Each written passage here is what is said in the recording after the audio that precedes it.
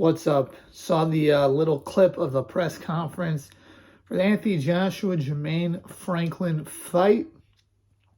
Now, what's interesting is obviously Joshua's doing his comeback. He's making his, rounds, doing his thing. He's fighting at the O2 Arena in London, whatever. But obviously the most interesting thing is him changing trainers and him going with Derrick James. Derrick James was a former pro boxer. He's most known for training the likes of Errol Spence and Jermell Charlo, two excellent world champions from Texas. I think Derrick James is an excellent trainer. Probably was trainer of the year last year. On my list, he was. And I think that this is an interesting move. Now, I don't know Derrick James's history when it comes to training heavyweights. I know he's trained Errol Spence, Jermell Charlo, and Frank Martin, and he's done great things with them. He's done wonders with them. But with heavyweights, it might be a little bit different. And that was the thing with Robert Garcia, who he's an excellent trainer. But most of his fighters, Garcia, are with smaller weights.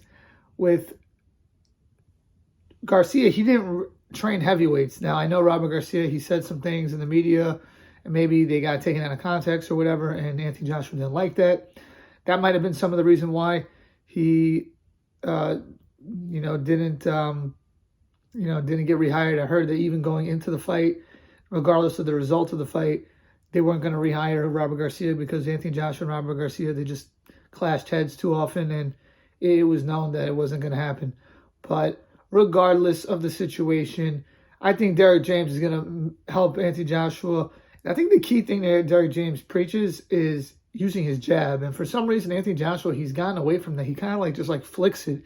And I think that is going to help him out because the way he fought Usyk was he was trying to, land in combinations and stuff. And that's what I thought Robert Garcia helped him out a lot, going to the body, combinations, doing that kind of thing. And in my opinion, Robert Garcia gave Anthony Joshua a very good game plan to beating Usyk. And he did a lot better. And I think given time, he would have done a lot better too. Had he had a few fights to build up with Robert Garcia and then fight Usyk, it would have been a lot better. But obviously you had the immediate rematch clause, so he didn't have that opportunity. With Derrick James, now you have a new trainer and you have the opportunity to go build up. So you got Jermaine Franklin. They'll probably do one more build-up fight, and then they'll probably do a big fight.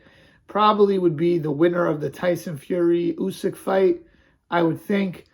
I don't know all the way what will happen, but I think it would probably be something like that. So overall, I like the move to go with Derrick James from him. But I'm also interested to see in Anthony Joshua's mentality because does he still love the sport? Is he still motivated to get back to the top? Because you put so much work into getting all those belts, and now you lost them, and now you got to start all over again. That's tough. That's tough, but I'll just say it like this. A lot of people, they're saying that Joshua's done. He got no chance of coming back and being world champion again. Just remember this in boxing, and especially at the heavyweight division. People have short memories. And people, they'll say after a few losses, oh, you can't do it, you can't do that. I'm going to give you some examples from boxing history. Muhammad Ali, he loses to Joe Frazier in the fight of the century. Joe Frazier is the undisputed champion. Then Muhammad Ali, he loses to Ken Norton. At the time, Ken Norton was an unknown fighter, an unknown contender. I don't even think he was in the top 10. And he lost to him. He rematches Ken Norton, beats him. He rematches Joe Frazier, beats him. And then he fights the killer George Foreman for the undisputed title, and he knocks him out. And Ali's back on top. So do people say after Ali had 2 losses, oh, he's done, oh, he should quit, oh, it's over? No, that's ridiculous. Maybe they did say that then, but they were wrong if they said that. Another example is Evander Holyfield. He lost to Riddick Bowe.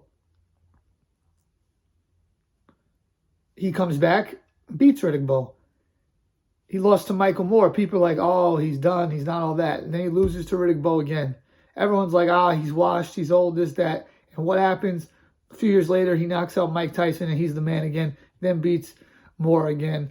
And it goes on, and he's one of the greatest heavyweights of all time. So the story is not, fully written yet. There's still a lot left in the script, in the Anthony Joshua, arc. And I think people are too quick to call people done or shot or this and that. It's not like Joshua, got, knocked out in either of these fights or took that kind of punishment.